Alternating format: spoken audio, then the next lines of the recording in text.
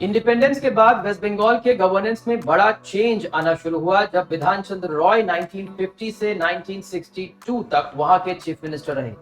Profession से एक doctor BC Roy ने वेस्ट बंगाल में हेल्थ और हायर एजुकेशन से रिलेटेड इंस्टीट्यूशंस को एस्टैब्लिश करने के लिए एफर्ट्स लगाए, जिसमें वहां पर इंडस्ट्रीज के कंसंट्रेशन को देखते हुए आईआईटी खड़गपुर के एस्टैब्लिशमेंट के लिए प्रपोजल भी शामिल था। इसके साथ ही उन्होंने नई सिटीज के डेवलपमेंट जैसे विधाननगर या सॉल्ट लेक सिटी, कल्याणी और दुर्गापुर और पब्लिक सेक्टर के जरिए इंडस्ट्रियल डेवलपमेंट पर जोर दिया। लेकिन बाद में बीसी रॉय और फिर 1962 से 67 तक चीफ मिनिस्टर रहे प्रफुल्ल चंद्र सेन के टेन्योर में बढ़ते फूड शॉर्टेजेस और 1959 में शुरू हुए फूड मूवमेंट की वजह से इंडस्ट्रियलाइजेशन को बढ़ाने के एफर्ट्स पर नेगेटिव इंपैक्ट पड़ा। प्रफुल्ल चंद्र सेन की strict food grain rationing policy और बढ़ते अनरेस्ट, प्रोटेस्ट और पुलिस के एक्सेसेस की वजह से वहां की कांग्रेस गवर्नमेंट आइसोलेट हो। पॉलिटिकल वायलेंस, इंस्टेबिलिटी और लेफ्ट के राइज होने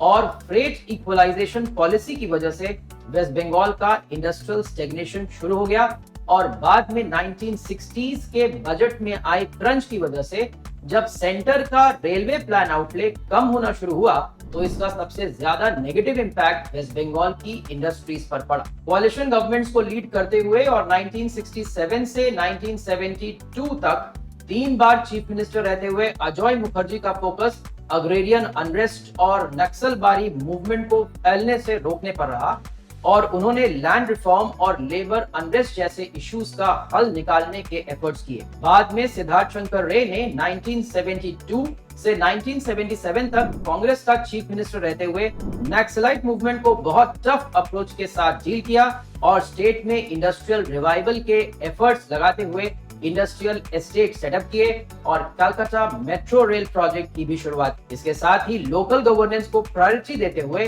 स्टेट में नए पंचायत एक्ट 1973 को भी पास करवाए।